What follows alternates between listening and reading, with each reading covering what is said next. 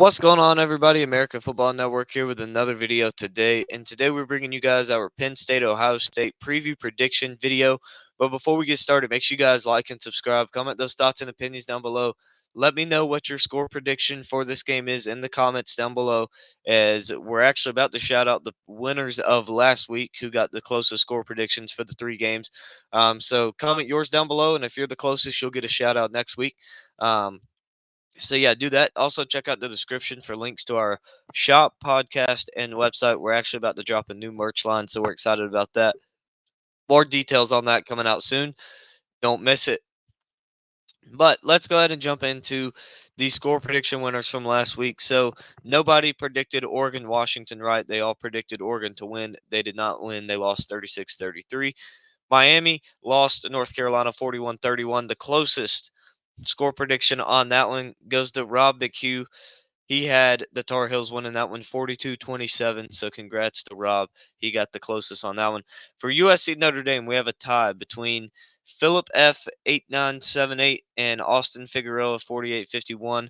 Um, they both predicted the game to finish 38-27 in favor of Notre Dame. They were actually the only two on there that picked the Irish to win. Everybody else had USC. So, good stuff from those guys. Hopefully they're watching, and we'll see this and hear their shout out. If not, then I will also tag them on a post on the community tab. But yeah, so make sure you guys comment your score predictions down below. You might get a shout out next week if you have the closest. But let's go ahead and jump in to this game. Penn State versus Ohio State this Saturday at 12 p.m. on Fox. Ohio State comes in favored by 4 points. I got this off of ESPN, so I don't know what site they use or if they do their own, but that's what I'm going with. Penn State comes in at 6-0, 3-0 in the conference. Same for Ohio State, 6-0, 3-0 in the conference. Penn State week 1 beat West Virginia 38-15, beat Delaware 63-7, went on the road to Illinois, won that one 30-13, beat Iowa at home 31 to nothing. Went on the road to Northwestern, won that one 41-13, beat UMass at home 63 to nothing. Ohio State went on the road to Indiana, won that one 23-3, beat Youngstown State 35-7, beat Western Kentucky 63-10, went on the road to Notre Dame, won that one 17-14 in a close one. Just a breakdown from the Notre Dame coaching staff at the end there might have won the game for Ohio State. Then against Maryland, they won 37-17, and last week stomped Purdue on the road 41-7. Ohio State leads this all-time series between Penn State 23-14.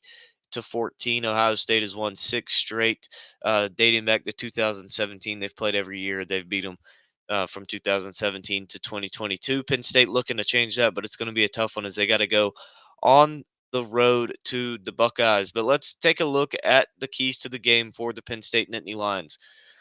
Number one, get pressure on Kyle McCord / limit explosive plays. This one kind of has two parts with it because if you get pressure on McCord, those explosive plays are going to be very, very less likely to happen. So you got to get pressure on McCord. Penn State is the number one team in the country coming into this game with 27 sacks on the season. They're averaging 4.5 a game, so they can get after the quarterback. Ohio State's offensive line is probably the biggest weakness on the whole team, so that kind of helps. But Ohio State, if you look at them, man, they're number 17 in the country in passing efficiency, number 15 in the country in passing offense with 308 yards per game, number 10 in the country with 15.27 yards per completion. So they can light it up in the air. McCord isn't an elite quarterback yet. Um, but he will be if you. He's a very good enough quarterback that he can hurt you, especially if you give him time to just sit back in the pocket. And it doesn't matter how good your defense is, because Penn State is the number one defense in the country, allowing only 121.2 pass yards a game, and number one in defensive passing efficiency. But if it's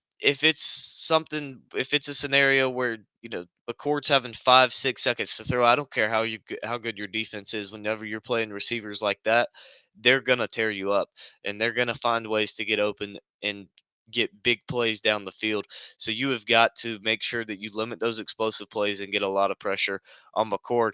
Another thing to note: Ohio State is number 17 in the country with 6.6 yards per play against FBS teams. I didn't.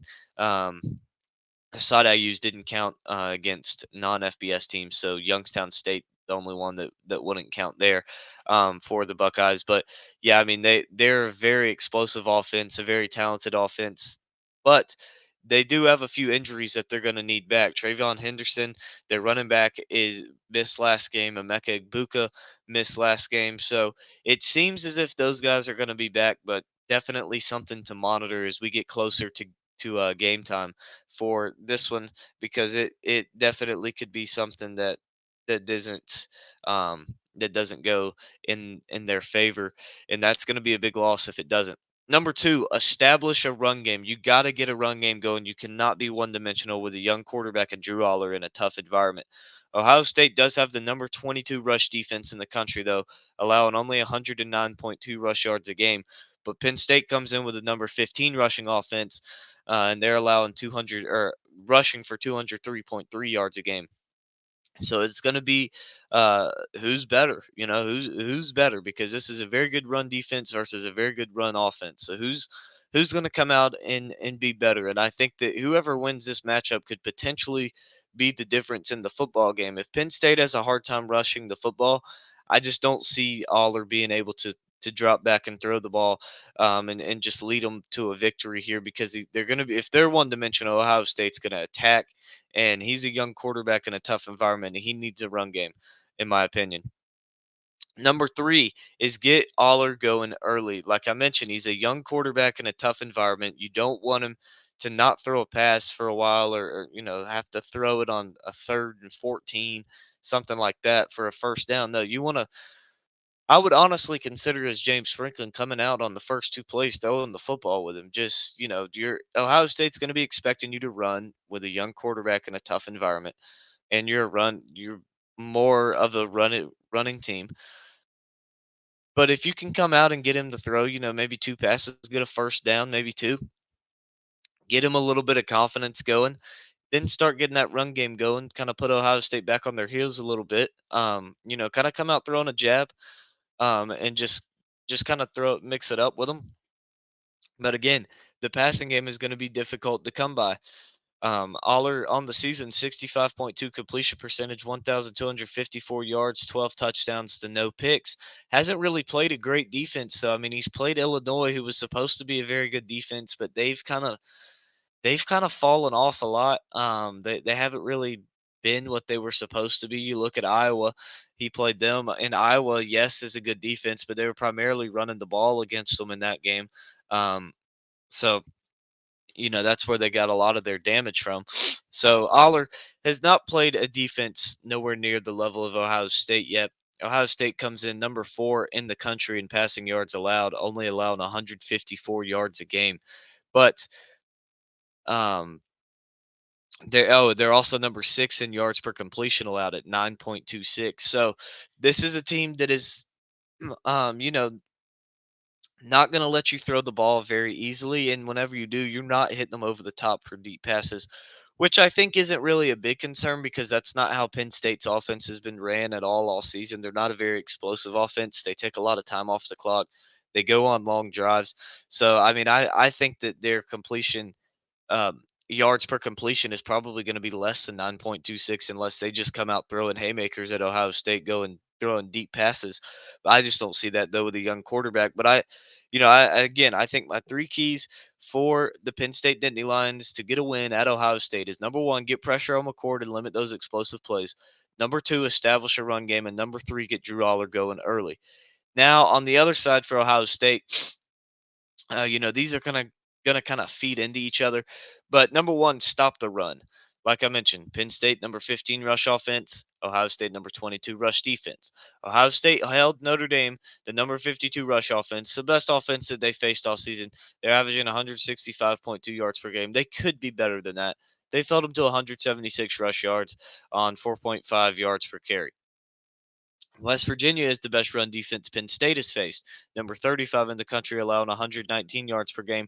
They only ran for 146 yards and 4.2 yards per carry on them. So this is going to be a game to really find out, all right, whose stats are boosted because of the competition they've played. Obviously, Ohio State's played the best team in Notre Dame, and probably in Maryland as well. But Penn State's played Iowa, they've played Illinois, they've played West Virginia.